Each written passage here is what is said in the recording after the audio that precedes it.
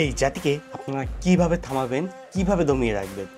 বাঙালি জাতিকে থামিয়ে রাখা কিংবা দমিয়ে রাখা যায় না, সেটা তারা আবারও প্রমাণ করলো। এরা বারবার প্রমাণ করে দিচ্ছে এরা কি করতে পারে। পানি ছেড়েছেন, বাংলাদেশে বন্যা হয়েছে। এই জাতি যে যেখান থেকে পেরেছে নৌকা স্পিডবোট সংগ্রহ করে বন্যা ক্ষতিগ্রস্ত মানুষের পাশে গিয়ে দাঁড়িয়েছে, তাদের রেস্কিউর জন্য নিজের হাতটা বাড়িয়ে দিয়েছে। বোট লাগবে, কর্ণফুলী শিপিং বোর্ড সাপ্লাই দিচ্ছে। ইঞ্জিনে তেল লাগবে, বিভিন্ন ফুয়েল কোম্পানিগুলো ফ্রি ফুয়েল দিচ্ছে।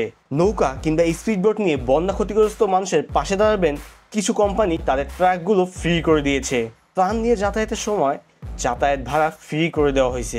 নৌকা নিয়ে যাওয়া সম্ভব হচ্ছে না, প্রবাসী হেলিকপ্টার ফ্রি সার্ভিস দিয়েছে বন্যা ক্ষতিগ্রস্ত মানুষের পাশে দাঁড়ানোর জন্য। মোবাইলে ইন্টারনেট মিনিট শেষ হয়ে গেছে, মোবাইল অপারেটর কোম্পানিগুলো সব কিছু ফ্রি করে দিয়েছে। মোবাইলের চার্জ শেষ, মোবাইল চার্জের জন্য টাওয়ার কর্তৃপক্ষ ফ্রি চার্জিংয়ের ব্যবস্থা করেছে। প্রবাসী ভাইয়েরা 22শে আগস্ট রেকর্ড পরিমাণ রেমিটেন্স বাংলাদেশে পাঠিয়েছে।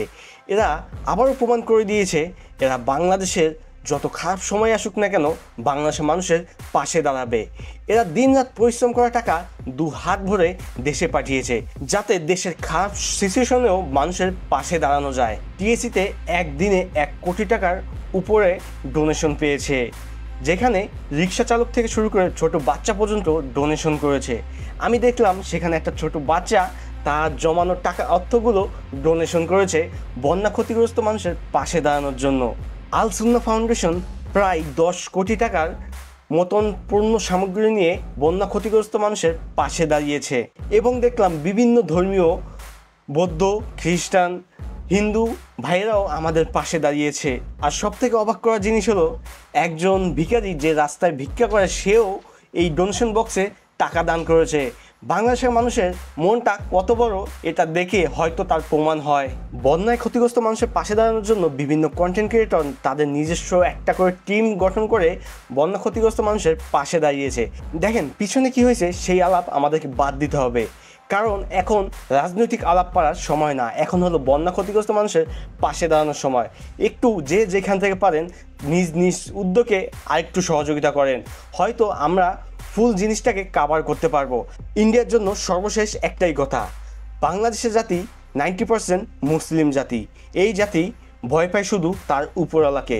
এই জাতি কারোর কাছে মাথা নত করলেও সেটা হলো সেই উপরওয়ালা। এই জাতির সাথে তোমরা যা করেছো তা প্রতিটা অক্ষরে অক্ষরে জাতি তোমাদেরকে ফেরত দিবে, এবং তোমাদের প্রতিটা পণ্যকে আমরা বয়কট করব।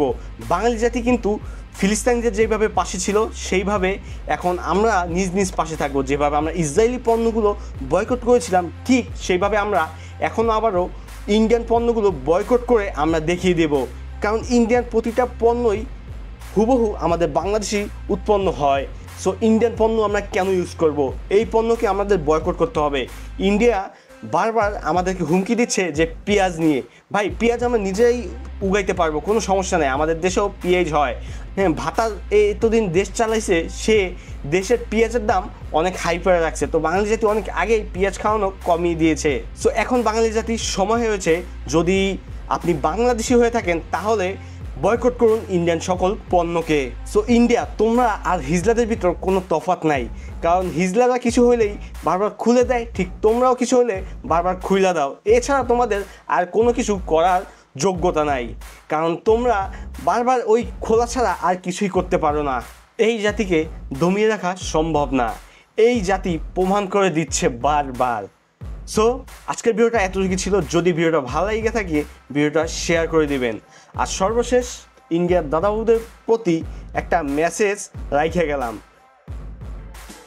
রেডি হও দাদা বাবু, তোমার নাম বাবর এসে গেছে, তোমার পানি তোমার পিছনে ভরে দেবে। আল্লাহ হাফেজ।